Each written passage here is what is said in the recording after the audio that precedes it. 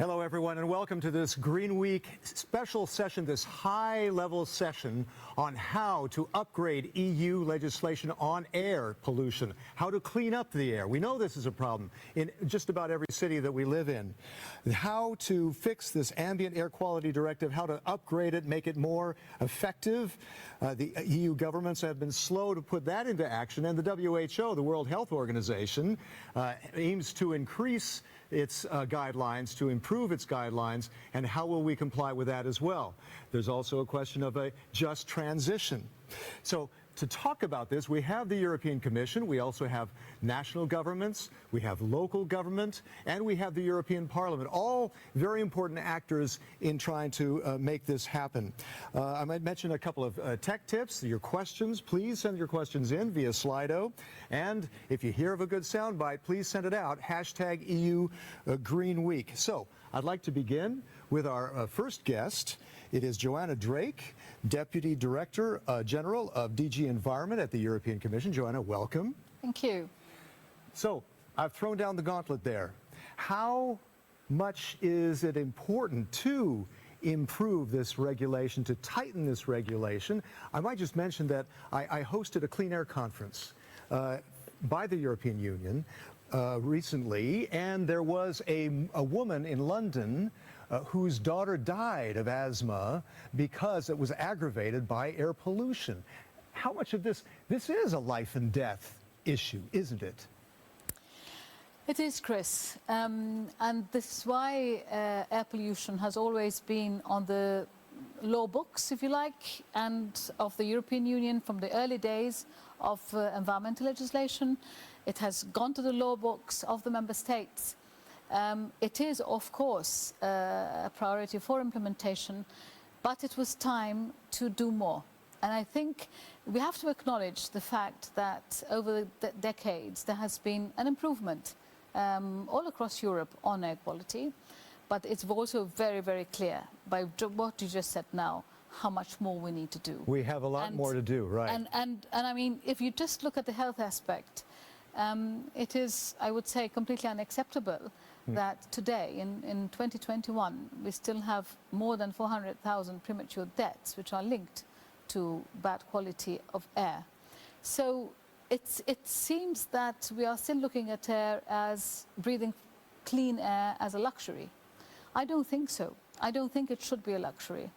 I think it should be quite a right, actually, that a European citizen expects that in the European space they breathe clean air. We all breathe clean air, and that there is no, I would say, precipitory purpose reason for that to lead, for bad air, for unclean air, to actually lead to premature death. And we have guidelines. We have EU guidelines out there, and if we all followed them, maybe it would be in a better situation now. How frustrating is that to you, that we've had this on the books for so long? Absolutely. Implementation is an issue, and this is why we had to, as part of the Green Deal package, look at clean air and zero pollution, as we have labeled it, to actually be real on the ground. Yeah. Now, of course, what does zero pollution actually mean? Does it really mean that there's not going to be any kind of PM 2.5s or PM 10s in the air? I don't think that's realistic. Okay. What is realistic, however, is that we need to ensure that our air is going to go to the level of harm, or let me put it that way, to a level of cleanliness that will no longer be any kind of threat to health and to nature ecosystems. And I think this is what we're aiming at. But of course, there's so many parts of the game that we need to prop up, that we need to definitely tweak upwards. And you mentioned implementation. Implementation does not depend only on the European Union. We all know that. Yeah. Neither is it our goal to go, of course there is a stick. There has to be the stick. Right. But that's not the aim of the policy. The aim of the policy is to have clean air. Well, because it should be a win-win, because we're going to have people who are healthier, and the health costs will be lower, right? Absolutely, absolutely. Right. But I think it is, as I said, in 2021, one would expect it to be a right, not a luxury, and that there is harmony and there's, as much as possible, coherence in whatever space you happen to be in Europe. But there also has to be the carrot, and the carrot is the funding, as we always have it. Okay. And the funding also including for research. For instance, how does the COVID-19 situation, can we actually trace the link between COVID and dirty air or unclean air? I think that we need much more research into that, and much more research into also what kind of diseases are preventable and could actually be in the causality line with dirty air, and with pollution. So, if we're really so keen about climate, I think charity needs to start at home, and that means it has to start at the level of where people live in their cities, whether it's a small city, whether it's a big city, and whatever kind of city it is, whether it is one that is more industry-based, more, if you're living in a rural area, I think the right should exist. And I think we, as the European Union, you have mentioned WHO. Yes. Well, these are guidelines that have existed, at least the latest ones that have been published in 2005. And those guidelines are expected to become even tighter. Yes, we have committed in the Green Deal to actually say we shall be looking at the latest available scientific evidence and recommendations around, and of course WHO is respected in the world on this score.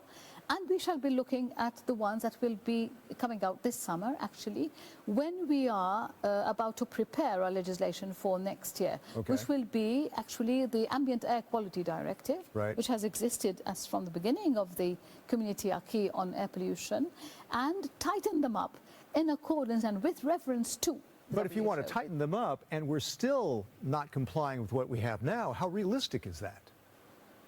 Well, it is realistic because I think we all have a better consciousness of this. There's more awareness of it. You have mentioned the case about that girl the child who died of asthma. Very, very unfortunately died. We don't want to hear any more of these cases. She's one of thousands. She's one of thousands, but I don't think we should. I think each city, each member state is now more conscious of that, and I think they feel the responsibility to do more. And we certainly have taken up implementation even more actively and proactively with the member states. Why? Because there are so many cities, there are so many member states which are actually being, there have been proceedings filed against them. But is this the aim of the policy? It is not. The aim of the policy is not to have what you have, the sad story that you have referred to, at all. Of course, it is utopian maybe to say, there will never be any case, because there will always be people maybe who are more exposed or who are more vulnerable. Right. But that's not what we're talking about here. We're talking about a certain level that will not be a threat to health, as I said, and this is why we have labeled it zero pollution. Okay. Joanna, I want to, of course, come back to you, but I'd like to invite our next guest.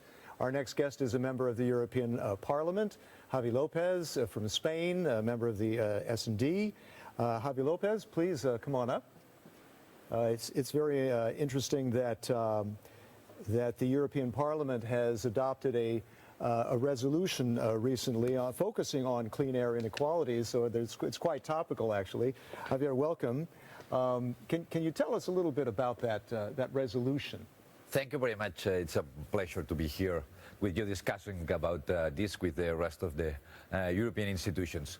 Well, the report of the European Parliament was about the implementation, because we have been partially effective doing this job as European institutions during the last decades. But it's not enough. This was one of the conclusions. Right. We have been improving the air quality during the last decades, but at the same time, our legislation is not aligned with the current standards of the World Health Organization.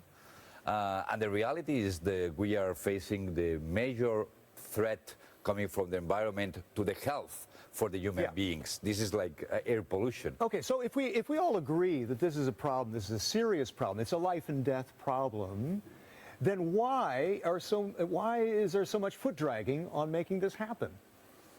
Well, because change are always difficult. Yeah. Do we need more carrots, like Joanna was talking about? And what carrots? Well, we need more support to do the change that we have to do, because like change the quality of the air basically is also change our industry, change our mobility, change the model of our cities. Like this is a big discussion. It's a total rethink. Yeah, urban policies that should be rethink. And for this reason it's important to talk about this, but this is like a slow motion pandemic. This is what it is, the air pollution. We are talking about 100,000 deaths premature per year in Europe. Slow motion pandemic, hashtag EU GreenWeek. You can send that out, guys. Okay, yeah. So, well, and first of all, we should try to be better on how we apply and the enforcement of our current legislation. This is something that we have to learn, because the reality that it's that 1 out of 6 citizens in Europe, there are under numbers out of the standards that the EU legislation has. Then something should be done. No, the European Commission is trying to do like infringement procedures. We have 30 open, 20 member states. Well, rethink how we apply our current legislation, and also to review it. No, to be more aligned with the World Health Organization standards, guidelines, the new elements that we now know thanks to the science. And monitoring better, obviously, the numbers, the data.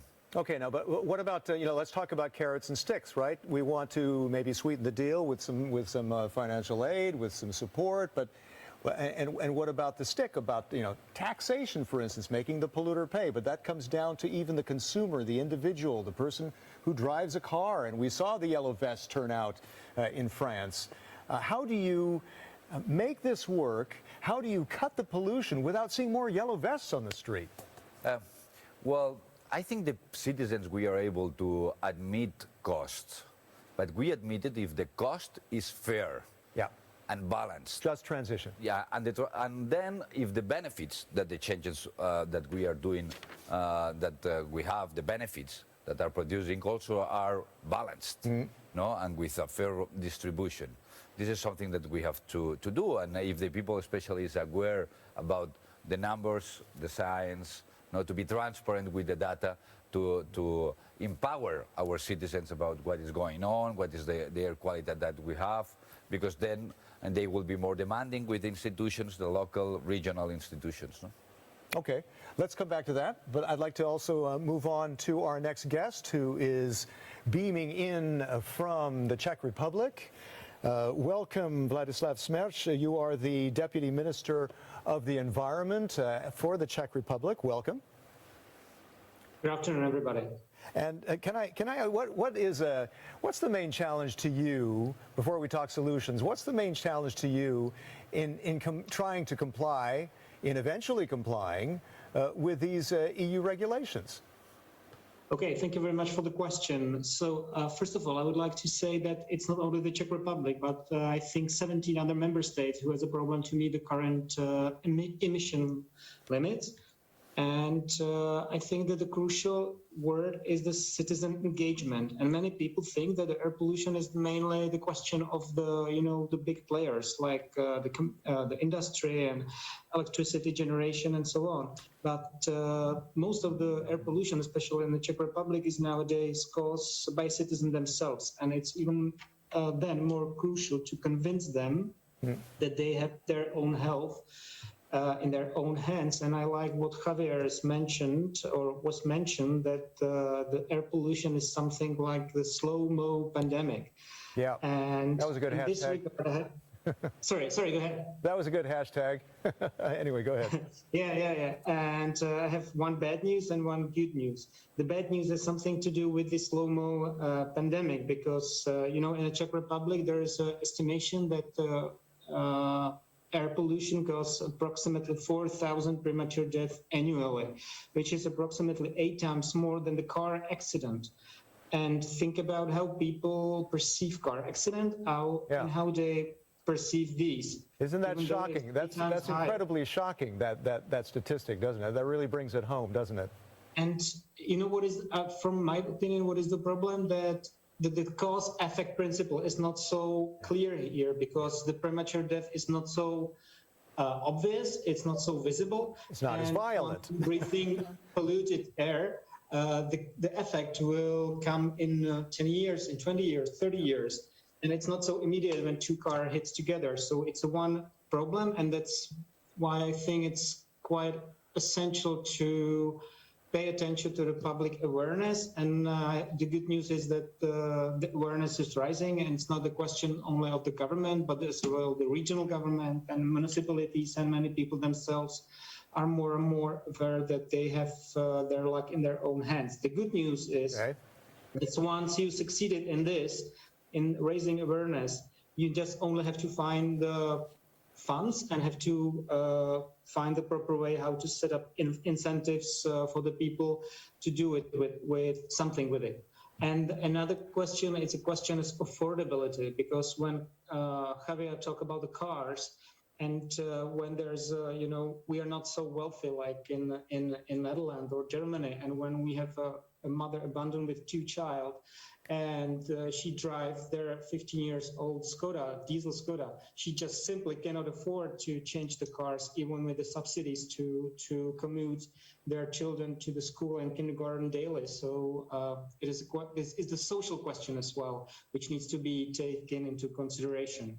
Okay, and can you give us just one solution that you're pursuing on the national level to make this, to fix this?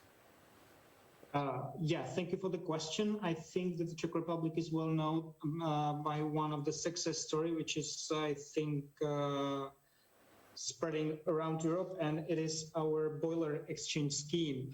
When I think we hit all three concerns or aspects that I mentioned. One is raising awareness, so people are aware that the way they heated their own houses is the way which affects the air quality in their neighborhood. It's getting away from coal, right? It's shifting the heating from coal to what?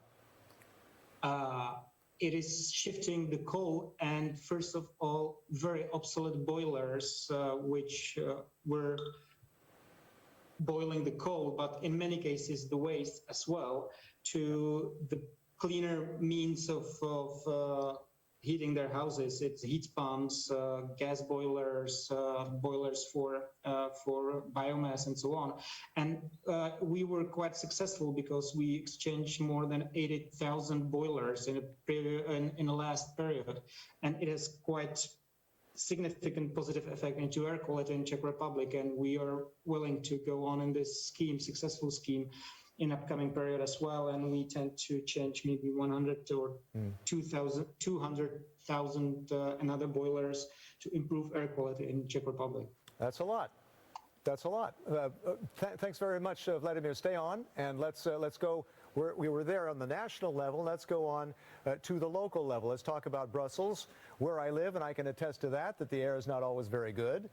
Can we call up Alain Marron, who is the Brussels Regional Minister for Environment, as well as Elke van der Brandt, who is Brussels Regional Minister for Mobility. Can I call you both up, if you could take your seats? Alain here, and Elke, there we go. So we're talking environment, and we're talking mobility, and it's quite interrelated. You can't solve one without solving the other, right? So you have to work together on this, right? Yeah. We like each other. It's okay. And we enjoy to work together. Yeah, hopefully you don't fight too much. No. Okay, No, all right. we agree. Okay, well, let's. What lessons have you learned? Let me start with Alain. Can you talk about this, what you expect from the revision of the air quality directive? What do you expect from that? What would you like to see in it? The best option for us is very clear. We would like to have the WHO standards at European level, because if we remain with other standards, lower standards, we will still have health problems in the future. So we need to reach the WHO standards anywhere in Europe, in Belgium, and in Brussels. So even in the cities and in the big cities, we need to reach those WHO standards. Okay, should have, would have, could have. What about what we're doing about it? How are you preparing to deal with that? Oh, so that's a very big question. Of course, there is the question of the mobility and there is the questions of the buildings. Yeah. You know, the air quality problems have two sources in the big cities, the mobility and the buildings, as everywhere. So we are working on it, on the buildings with a big plan of renovation of the buildings to reduce the consumption, the energy consumptions, but also the pollution. Yeah. That goes together, and the mobility. We've got a very huge and massive investment plan in Brussels to have a double changing the modal shift and the motor shift. The modal shift, we need less car to have less car in the cities and cleaner car in the cities. Right. Let's elaborate on that with Elke about, because I think Brussels is rather ambitious about shifting away from cars. Right. We already see that the physiognomy of the city, where there are a lot more pedestrian zones and less auto zones with cars. Right.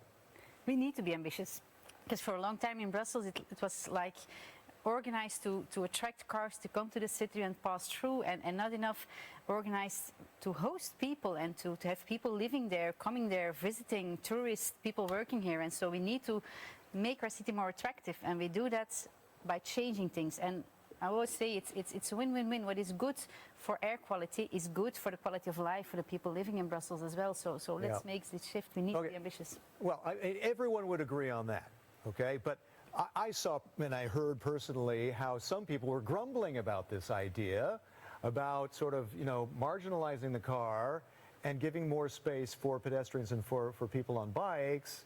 How do you deal with that? How do you sell that? It is actually, we're not marginalizing cars, we're just offering alternatives. And we, in Brussels, we feel the urgency every day. We feel the importance of air pollution and the urgency to act. And if we act now, we can really make a difference. So we need to first of all invest in pedestrians, because 37% of our displacements in Brussels are by foot. So investing in attractive footpaths in pedestrian areas is crucial for attracting people to walk.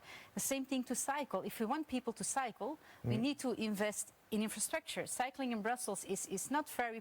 It's becoming more and more popular, but it was not very popular, although we have not so many long distances. Most distances are for fewer than 5 kilometers, so cycling is really an alternative. So I said, let's put in place a bicycle network so you can really cycle in Brussels, and the impact is there. We've created 40 kilometers of bicycle lanes during the pandemic crisis, but now we have 60% more cyclists, so we see that we invest in the alternatives, people will start using it. Joanna, can I go to you? These measures, how much can we apply those in other parts of Europe? Well, I don't think there's a one-size-fits-all solution, but there is a solution if you want to find it. And I have to say that in our DG, we have been for the past 11 or 12 years launching this award, the Green Capital and the Green Leaf Award, where basically we have been encouraging cities to devise a plan which is agreed to by all the different stakeholders and actually bought into that in order to prepare a trajectory towards not only more urban spaces but more cycle lanes, more car electrification, even the type of building and energy that is used for that building, emissions of course, but it all depends very much. I mean, obviously if you go to the north and have so many lakes and so much greenery, it's going to be much easier to do certain things. But I can tell you that there's always this balance and mix from the south and from the west and from the east, and there are always solutions to, maybe not in the cycle lanes. I mean, the country I know best, for instance, has always a struggle with creating cycle lanes simply because it's so small and the roads that there isn't enough room for everybody. Right. But there's also concomitant with that an awareness and also a thirst for data, not only about clean air, which is something else I think that we need to talk about as well. The data that's available, what's made available to the public and to whom and at what level. But also because at the same time, because of what you've said before, the link between this and health is so now much of a personal information and knowledge that there is a lot of pressure on the local authorities, on the regional authorities, on the national authorities to do more. And therefore solutions are there. There's the money for it. There's 1.8 trillion in the recovery package, but there are so many other financial streams that are available under the LIFE program, under cohesion, as we know as well, which is a big priority. Otherwise, how are we going to actually create on the ground the ambition that we have described of 55% less premature deaths relating to or caused by air pollution by 2030. And, we're all committed to that now. So we need to find the solutions. We need to have innovation. We need to have a coherent approach. And what was being said before about, the different sectors. Right. Are we really reflecting zero pollution in other sectors? We shall be doing that as well with the energy labeling, for instance, and also the eco-labeling directives So that coming up. consumers can play a part. Yes, but the consumers have to be more and more engaged with much more data as well being available, because that will create much more pressure and awareness, and therefore a trajectory towards solutions. And there are always solutions when you find them, when you look for them. Javier, can we talk more about solutions? I mean, you, perhaps more than any of us here, are sensitive to what voters think. And you can say all kinds of things and things you want to do, but you got to get reelected.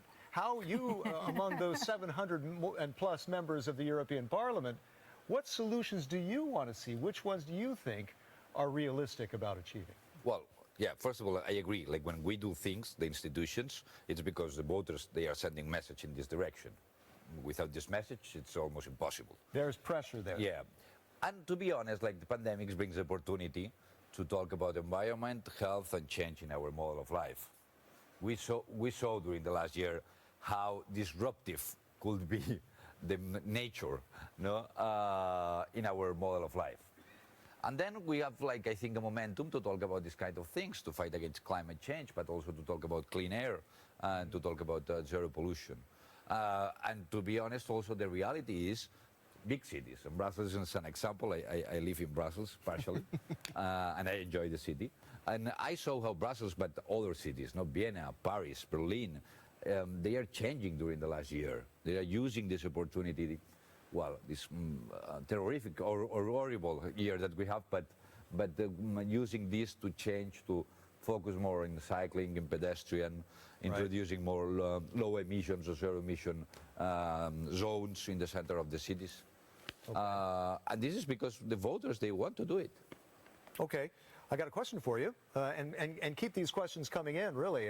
We'd love to hear from you via the Slido. So to you, Javi, how will you convince member states that more ambitious air quality legislation is necessary? How do you persuade them?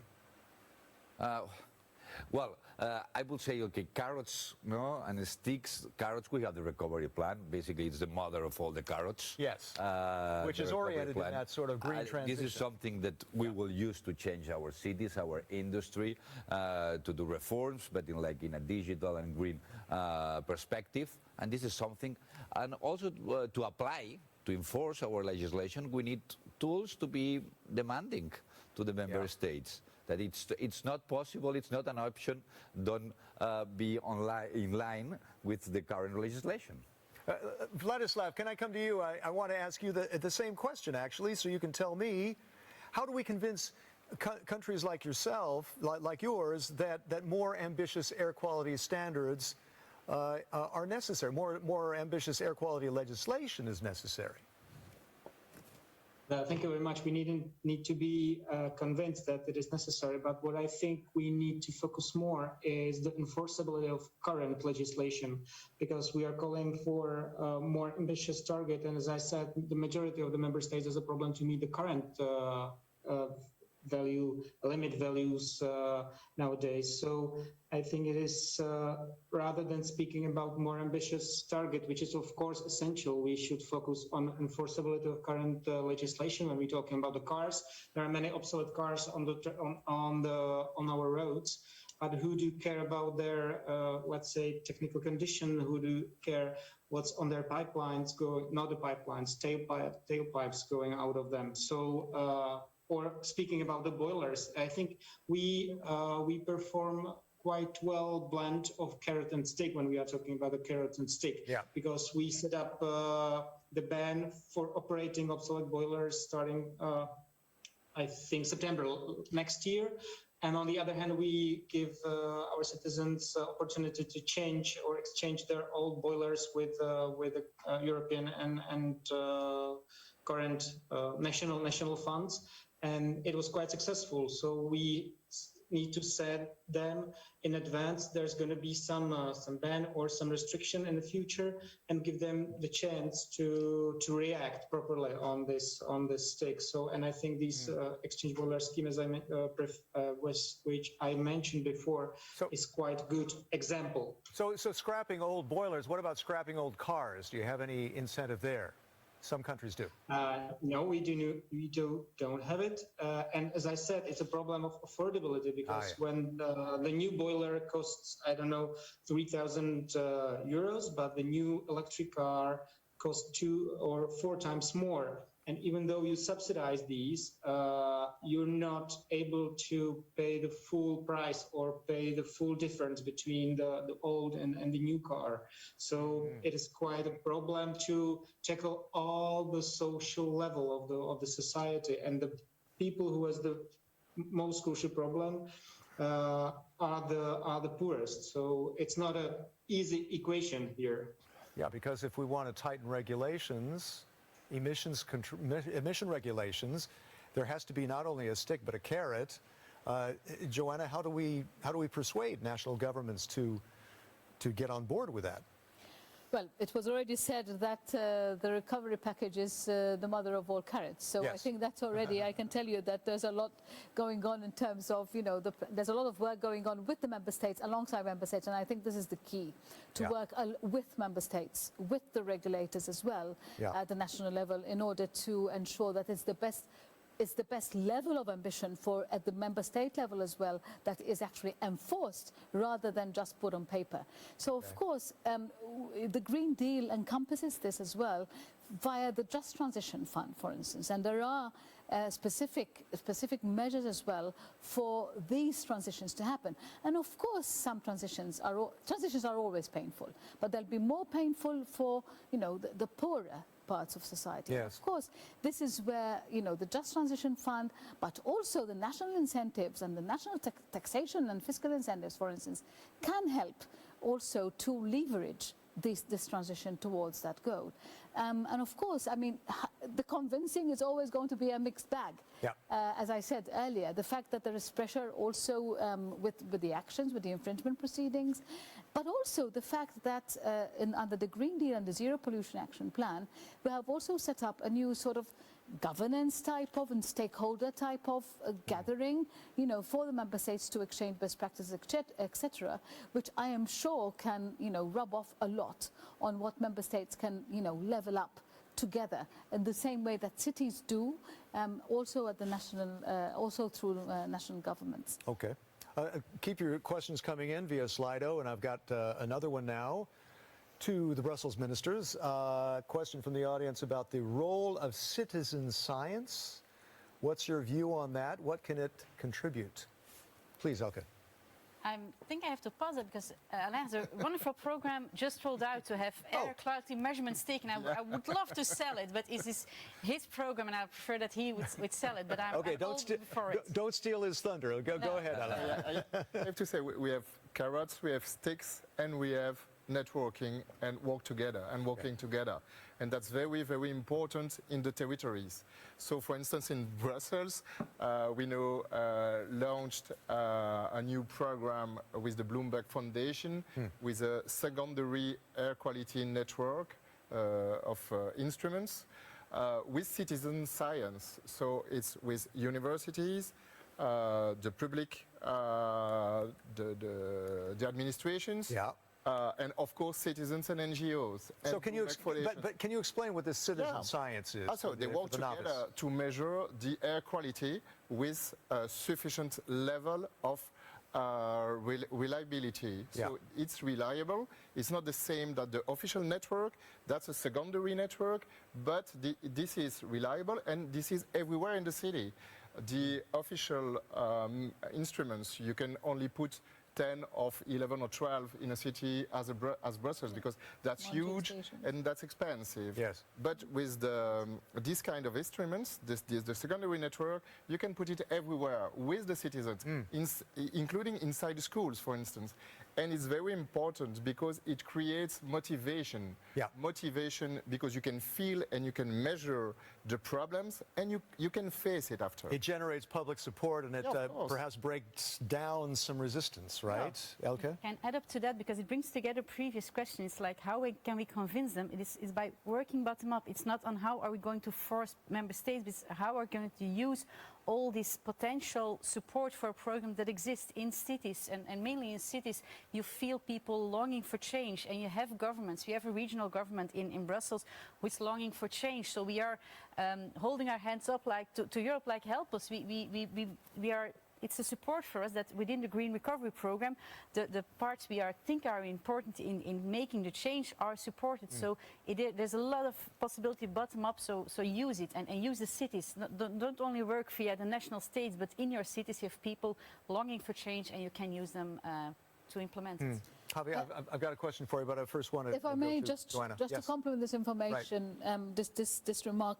Yes, of course, there are so many of these initiatives that are taken at the city or regional or even national level. Like, for instance, the campaigns of monitoring air quality with sensors, which are also low-cost sensors, which might not be the perfect sensors in order for us to keep an eye on what level of clean air or level of pollution there is, but they're good for the citizens to actually have a network, be informed, and also, put the pressure. And these can be boosted at European level as well. Yeah, I even see that on network television. We see showing on a national level, or by city sometimes, is the air quality now on a daily basis, and I think that helps to, win some hearts and minds, right? What we have not mentioned is innovation, and I think bringing together not only the people who are governing and regulators who are keeping an eye on this, because at the end of the day, this is linked also with the national commitments for reducing emissions. Let's face it, all the member states have it as well, and therefore at the national level there's a huge interest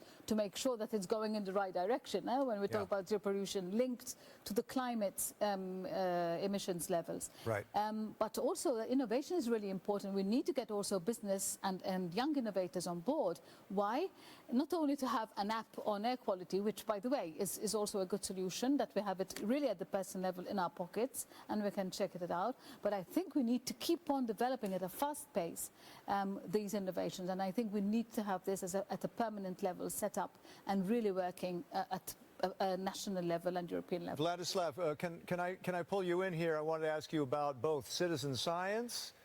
How much is that? Could that be winning hearts and minds in your country, as well as the idea of innovation? Good question. As I said, how do you say that? Engagement of the citizens is very essential. Once the citizens will realize that the air pollution is something harmful for them, they will call their governments for action, which they already do, thanks God. And just two remarks I would like to add what was said.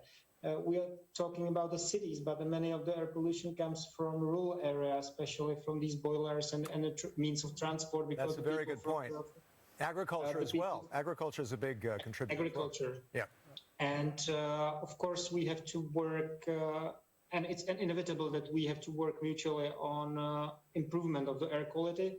And we have to set up ourselves more stringent limit.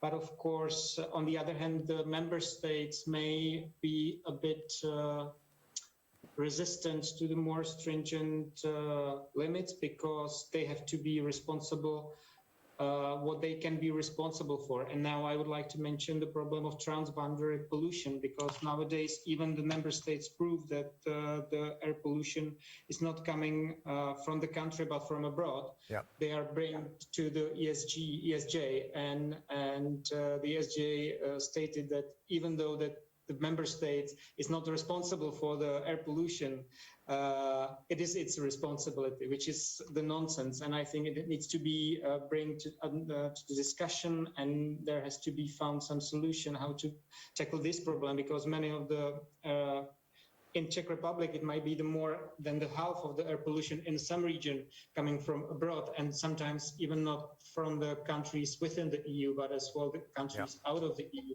And it is another quite crucial element that needs to be tackled in this regard. Yeah, I've got a relevant question here. It segues very well, Javi. The question to you: we talk about transport pollution a lot, but what about the others like agriculture and energy? What can we do about them?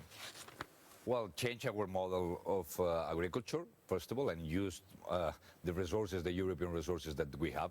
It's a lot oriented to agriculture, first of all. And secondly, change our forms of energy. No? This is something that we have to do. It goes hand by hand with electrification of the car industry, for example, indeed. And we are now working on that, no? Reviewing our goals in terms of clean energy for the 2030, and also using a lot of resources to new sources, like green hydrogen, no? That could be a bet of the future, for the future, and a fount of energy and clean energy. Yeah. But this is something that we have to do for the next 10, 20 years, and this will have obviously a lot of impact in the cars, but also in aviation and ships. And we are not talking about this, but we are changing our model, and we are being demanding with the car industry and not a lot with ships and aviation. No? But it was really interesting, the comments made by my colleague from the Czech Republic about the distribution effects of the policies that we do. Yes. I think this is really important to underline, no? How inequalities, that this is one of the main phenomena in our societies, how to deal inequalities, social inequalities, how we try to do a green agenda that takes into account all these distributional effects. And also that underline that pollution also is caused by inequalities. Not everybody's breathing the same air. Yes. Right. That's true. That's a good point. Yeah. Keep your questions coming in via Slido. I have another one here for Joanna. Joanna, what is meant by aligning EU standards more closely to WHO standards? Why are they not fully aligned? And we did mention that those standards are supposed to go even higher, even become even more intense. As I said earlier, we have already committed that we shall be levelling up the ambition because of the Green Deal via the Zero Pollution Action Plan. And it is part of the action plan. So we are waiting for the WHO revision of the 2005 guidelines. And we shall be engaging in what we call an impact assessment.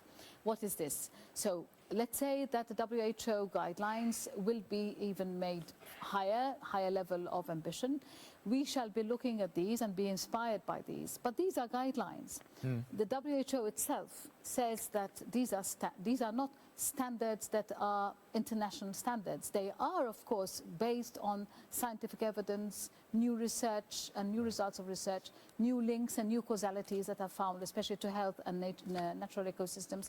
But they are also amenable to be tweaked, if you like, according to the situation, the socio-political situations and other realities and other circumstances in different territories. Now, of course, we shall be inspired by this, and we are committed to do that. But we shall also be undergoing and prepare the legislation for the second half of next year based on these guidelines. This is what we will be looking at, of course, and we go through the procedure internally of an impact assessment, as I mentioned earlier.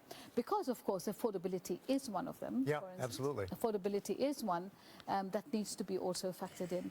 And this is why we need to ensure that the discrepancies that today are there and creating huge gaps and huge, shall we say, opportunities for cardiovascular diseases and other sorts of diseases to take over, we need to narrow them, definitely. Yeah, and in the last panel that I just moderated here, GreenWeek, was about plastic and getting the private sector involved, because there's only so far that the public sector can go.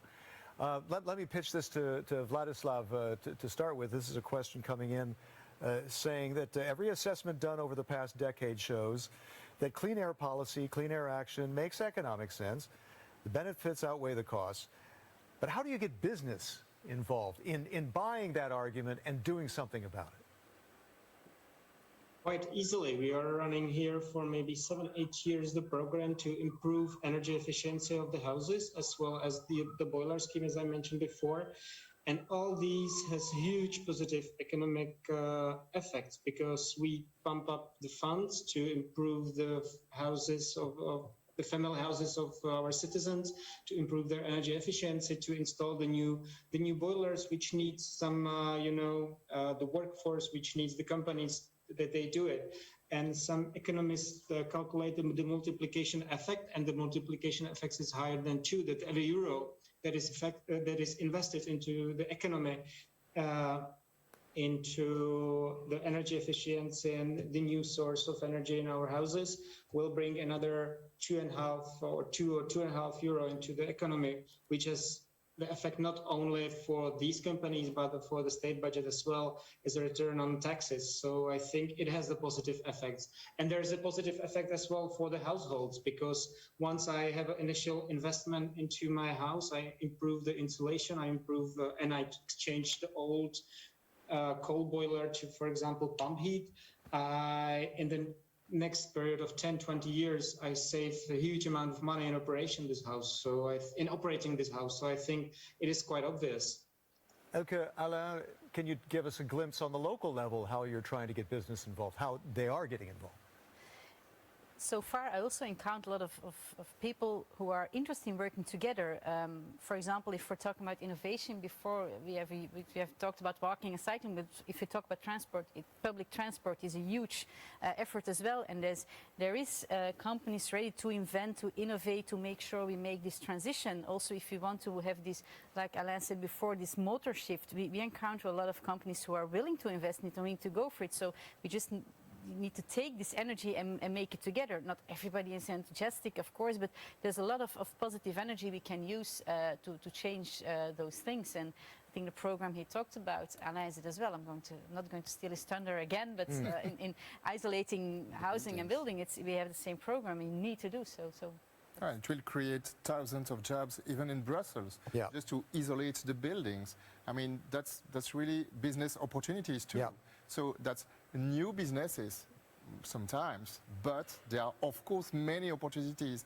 And in the mobility, the new mobility instruments, we've got cars, we've got bikes, and more we have things in between. Right. And of course, that creates many opportunities to new companies, to new solutions. Okay, but how do you get, then, as far as the consumer is concerned, how do you get a consumer to buy a car that's 35,000 euros electric instead of one that is, question mobility, than one that is, 15,000? Well, on the one hand, it's by measurements. So you have the low emission zone, you have these support programs. But I think if we look at the local level, we want to convince people in sharing their car and not having their own private car, which is not used for during 95% of the time. It's parked, it takes up space. So if you can convince people to share cars, and also there we have a lot of companies investing in the shared mobility, and I really believe in the future of that, and in making sure that you create mobility as a service around people, that it is not either you drive a bike, either you drive public transport, or either you use a car. No, you have all these options of mobility, especially in the cities. So if we can just make sure that people have an easy access to it by applications who implement mobility as a service, you can really make sure that people are, for each day use another, for each transport, think about how we're going to do it. What's the best option? Is the sun shining like today, or is it rainy? Change your options. And there's a lot of private interest also in helping in develop those things. And but not every city is like Brussels, where you got a pretty good public transportation network. It costs got bike lanes. It's a different story in a lot of places. But what about this stick? This is a question to you. Would you support a ban of fossil-fueled cars in 2035? Yes. Yes. I think there's a target of 2030 even, or what? We'll I think 35 is quite late, actually. Yeah. So we've got a low emission zone, and we will go to a zero emission zone. So we've got the next milestone in next January. We will ban the diesel Euro 4. next January. And we will decide very soon in the government in Brussels the next milestones after 25 to 30 and 35, but we will ban first the diesel and after the gasoline. Okay, great. If I may yes. on this point, Go ahead, because Ron. I think what has just been said here is really important. Yeah. And that is, a little bit more globally, if you like, at the city level, and that is an air quality plan at the national level. And I think these are really important. Why? Because if you want citizens' engagement and if you want them to really feel part, that they are actually contributing to this, it's not only about coming from the laws, it's about the map actually being very clear, and that you are taking along everybody with you, including those who afford it less. So I think, and of course then the market will be created. There Okay. is, Yeah, it's there has to be it's already predictability. being created, but it will go even faster. Vladislav, can I get your input on this air quality plan on the national level? What do you think? It is essential. We just made an update. We submitted to the Commission. I think that the air quality plan gives to the member states certain way how to think strategically about it, and how to convince other ministries that there is something needs to be done with the air quality to meet not only the limit values, but to maintain the proper health of our inhabitants. So I think it's essential to have these plans, and they have to be part, they doesn't need to exist themselves. They have to be somehow incorporated into the overall national environmental strategy, and that's what we're trying to do in the Czech Republic. So yes, I agree. Okay, and let's hit this angle that you raised about affordability. I've got a question for you, Vladislav, from the Greater London Authority. Is it true that the poorest suffer most from proposed changes? Evidence in cities shows that they have most to gain from better air and from alternative to cars. They suffer the most from the pollution, but it's also quite a burden for them to make the transition. How do you see this? It depends. When we are talking about transport, it may be true. When we are talking about the heating, it might be different. I think it needs some proper assessment, and it's quite tough to say it as it is or as it stands. Anyway, generally speaking, my opinion is that the poorest people suffer the most, and that's why we have to make impact assessment into every single decision we make, because we need to avoid some adjustment in our battle towards clean and ambient air. Javi, I see you nodding feverishly. So. No, I completely agree.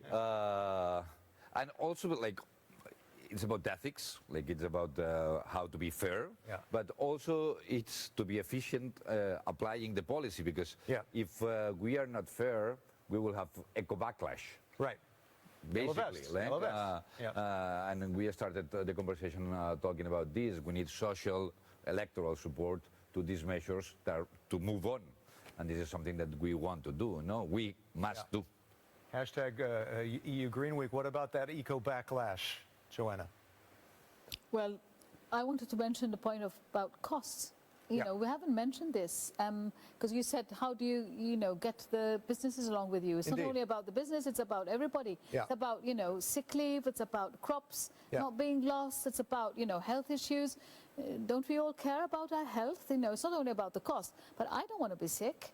But the government also cares, and the private investor and the private employer also cares that, he's got a workforce, and they don't want them to be sick with dirty air. So, I mean, I think all of this needs to be, factored in. And I think the more we are talking about eco-backlash, I think let's talk about the young people's backlash as well. I think because it's a given that the younger generation are, this is what they expect. The Greta factor. This is this is what they expect. There's nothing else for them. So, I mean, let's talk about that. And I think it's this point that's really key. Vladislav, how strong is the youth pressure to make this green transition in a country like the Czech Republic? It needs to be said that Czech Republic has supported all the crucial targets in the climate, whether it is climate neutrality in 2050 or an enhanced 2030 target. The question is that we have to find enough sufficient funds to allow this transition to climate neutrality or let's say, more stringent goals in 2030, and to do it the way that is socially just, and that's the question. And of course, in our country, who has the highest demand on energy because of the industry that is operating in our country, it is even more difficult. But we are doing our best, and I hope that I'm convinced that we will be able to meet these 2030 targets, not only in the climate, but we do our best to meet the limits in our air quality, because it is the question of the health of our people. But we have to act mutually, and we have to cooperate. I mean, all the member states together with the European Commission. Yeah, we're all in it together. Javi, I've got to wrap this up in the next 5 minutes. Maybe you can give some final comments along with that. No, I think it's really important to think about the cost and distributional effects of the cost, but also it's important to talk about the cost of don't do it. Yes. Because also we have a cost in terms of health, in terms of economy for our future.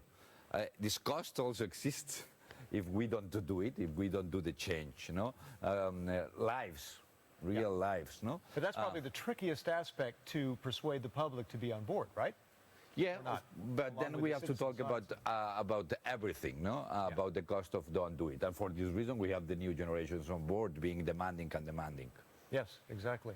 So, final thought, is that it? Or any further? What should we take away? I know we've been talking a lot about the problematic, the affordability, the resistance, but can we look forward and talk about where we go from here? Talk about air quality is also an opportunity to rethink how we live in community, especially in cities, but also in rural areas. No, rethink our mobility, rethink our model of cities, not the specialization of zones, more 15 minutes cities, and how we live together. And for this reason, it's a huge topic, important for our health, but important of our model of society. The rethink is very important in this transition. Elke, some final thoughts on the mobility side?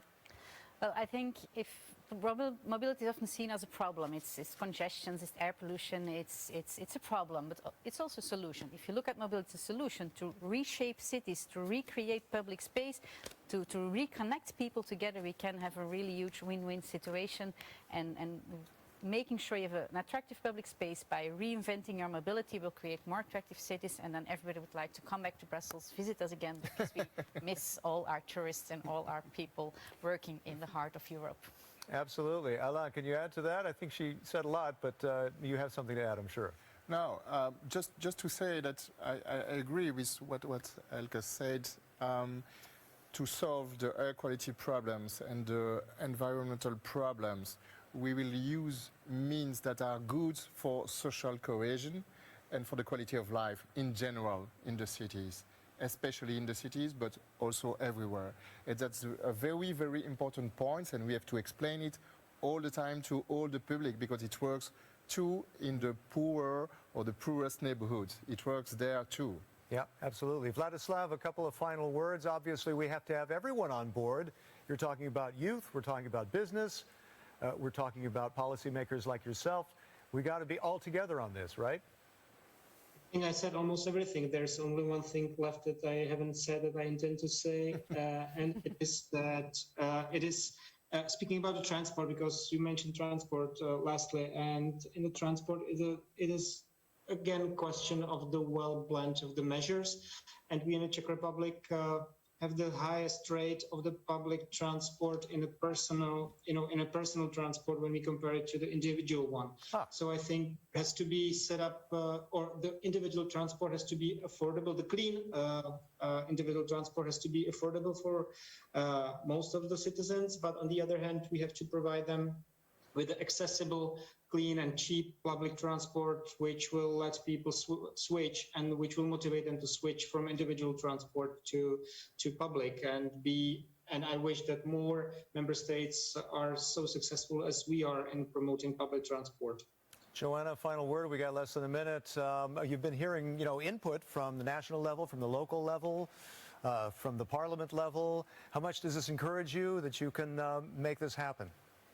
I think it's a commitment that the European Union has taken. The European Union is not something that exists thin air. It's made up of the member states. This means that we're all in it together to make it happen together.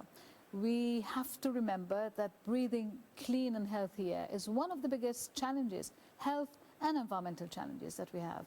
But we are committed to make it happen for each and every citizen. And we have to make it happen together, meaning that we need to find solutions that are tailor-made and bespoke for each region, of course, with the help and engagement of those regions and the citizens of those regions. And I think we cannot think of this as being an environment versus economy issue. It is not. It's both. It is basically, addressing both at the same time. And we're looking very much forward to work with the member states and with all the stakeholders to make it happen, and to make it happen in real time within the deadlines that we have established for ourselves. Joanna, thank you very much. Thanks to all the speakers joining us, and thanks to all of you for sending in your questions. It's been really a very fulfilling hour here, and you can't have a Green Week without talking about air pollution, trying to cut back on the pollution. It's a life and death issue, as we talked at the very beginning. So if you think of any good sound bites to cast wider, please do. Hashtag EU Green Week. And we got plenty more of these panels and sessions up ahead. I'll be moderating one on forever chemicals shortly. So see you again soon. Thanks very much for joining us. Bye-bye now.